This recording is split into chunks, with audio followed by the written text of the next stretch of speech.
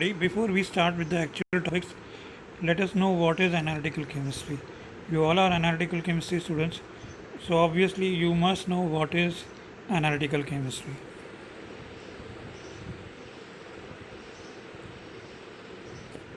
What is analytical chemistry? Analytical chemistry is the analysis of substances. Analytical chemistry involves the analysis of samples or substances.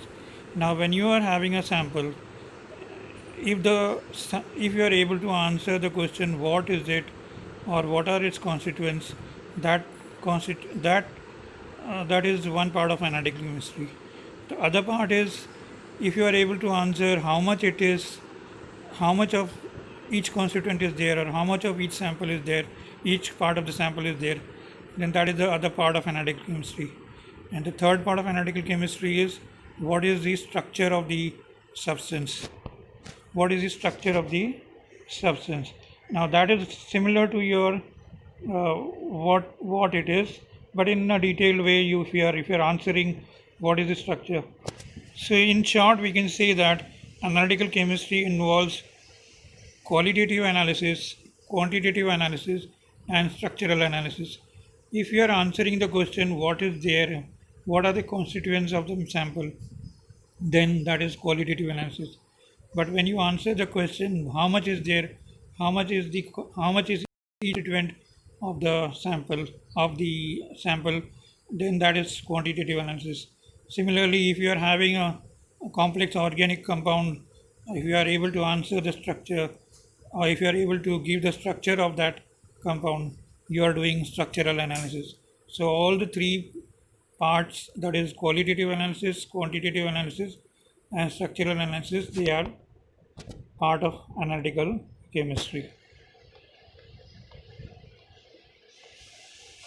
So the definition of analytical chemistry will be: analytical chemistry is the qualitative and quantitative characterization of substances.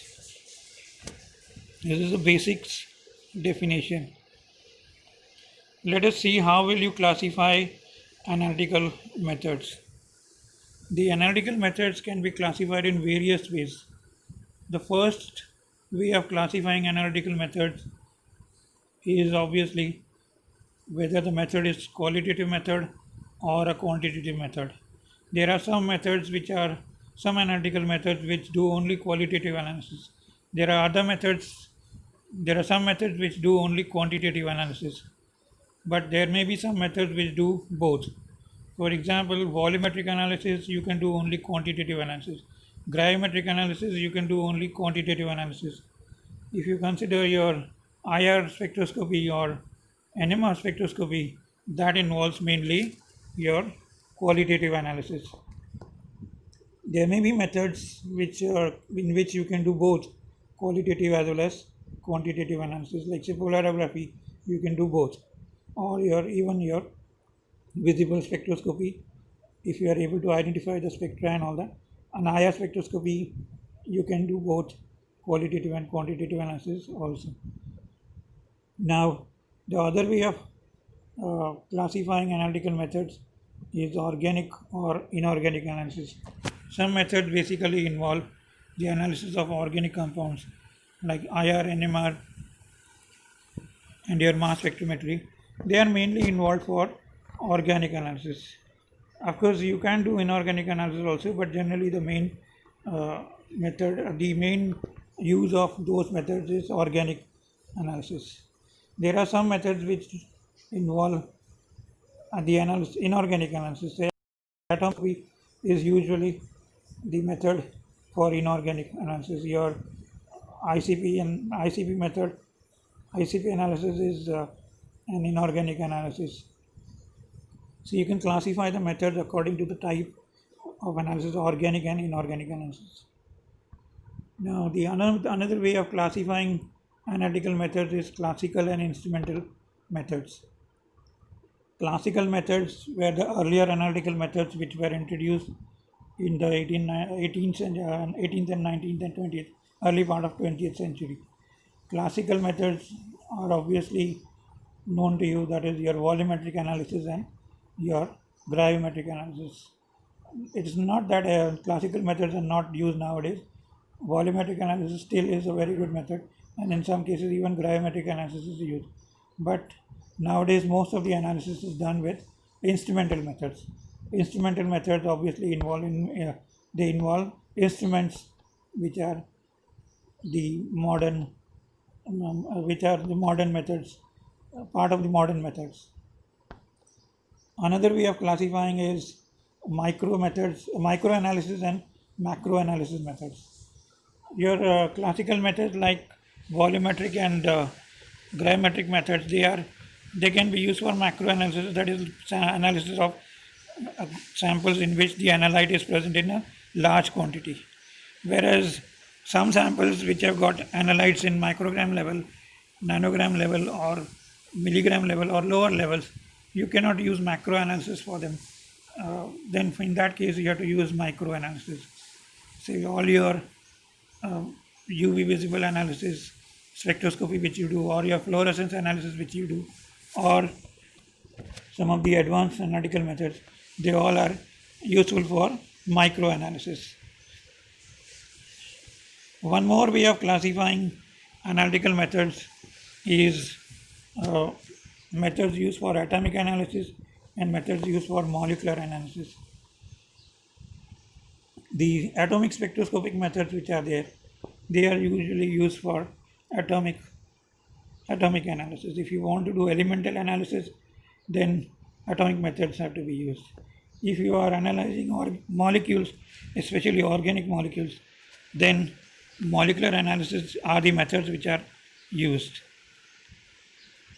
The most correct way of classifying analytical methods is based on the physical parameters which is measured. Usually in all analytical methods there is some physical parameter which is measured.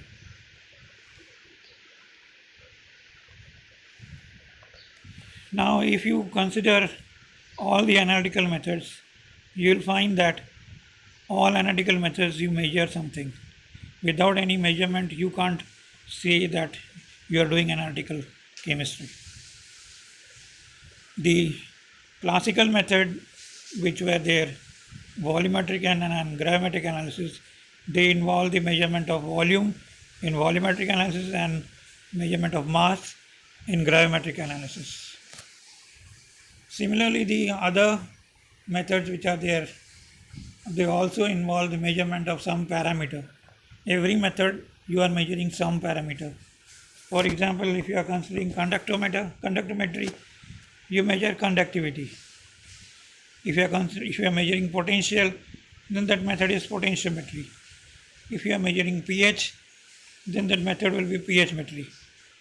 Measurement of current, if you are doing, then that is amperometry and polarography. There can be other methods also, but amperometry and polarography are they involve measurement of current. The spectroscopic methods which are there, they either involve absorption of radiation, or either they involve the measurement of absorption of radiation or the measurement of emission of radiation. UV visible spectroscopy, IR spectroscopy, NMR spectroscopy, atomic absorption, X-ray absorption, all these methods, they involve the measurement of absorption of radiation.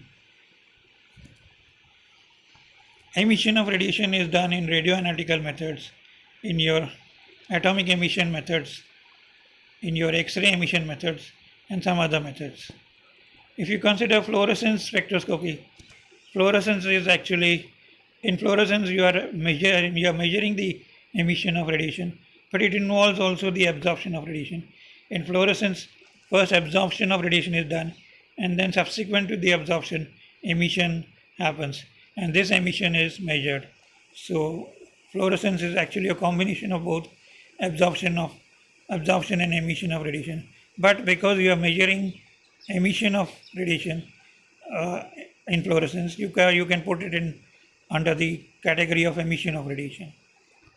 There are other methods like thermal methods which involve measurement of thermal properties. Thermal methods, there are many. Some of them are like thermogravimetric analysis, then differential thermal analysis, etc. In these methods, some thermal property of the sample is measured. In your mass spectrometry, we are measuring mass to charge ratio. So you can see that in practically in every analytical method, you are measuring some physical parameter. Now, what are the chromatographic methods analytical methods? The chromatographic methods, they are not analytical methods. In fact, all separation methods which are there, they are not analytical methods. They are part of analytical chemistry, but they don't analyze anything. If you are having a single compound, then you can straight away analyze it using any of the analytical methods discussed earlier. But if you are having uh, a sample which involves a number of components, then obviously to analyze them, you have to separate, and obviously to analyze that sample, you have to separate the constituents of the mixture. This separation is done by methods like uh, gas chromatography, HPLC, which is also called as LC, supercritical fluid chromatography, paper chromatography, TLC, electrophoresis, solvent extraction, etc. So you may be surprised that all these GCLC, SFC, they are not analytical methods. They are part of analytical chemistry, but they do not consider, you cannot consider them an analytical method. They are separation methods. Of course, at the end of a column in any of these methods, you are having a detector.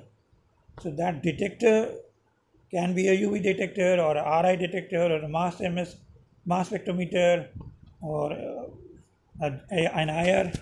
So that detector acts as the analytical part. The detector will do the analysis. The separation is done by the chromatographic part. So GCLC, SFC, paper TLC, electrophoresis, solvent extraction, they all are separation methods, not analytical methods.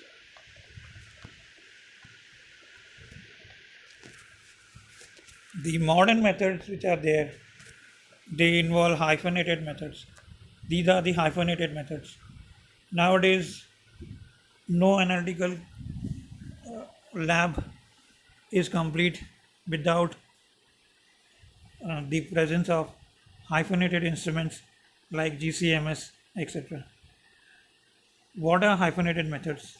Hyphenated methods involve combination of one separation method and one analytical method.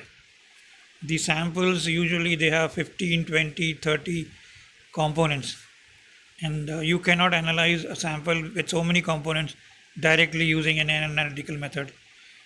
So obviously the first thing you have to do is to separate the components of the mixture. For separating the components of the mixture, any of the separation method is used, and along with that, an analytical method like mass spectrometry, IR, or a mass spectrometry itself is used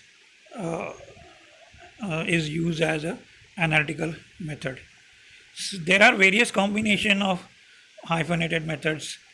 Some of them I have written here: GCMS, GCIR, LCMS, MSMS, ICP-MS.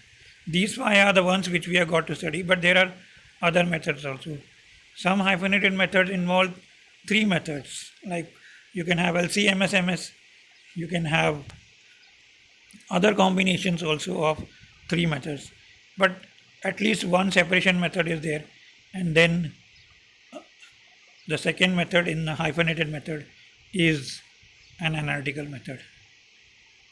So this is all about the introduction of the analytical chemistry. We have seen what is analytical chemistry. We have seen what is analytical chemistry. We have seen it is qualitative analysis, quantitative analysis, structural analysis.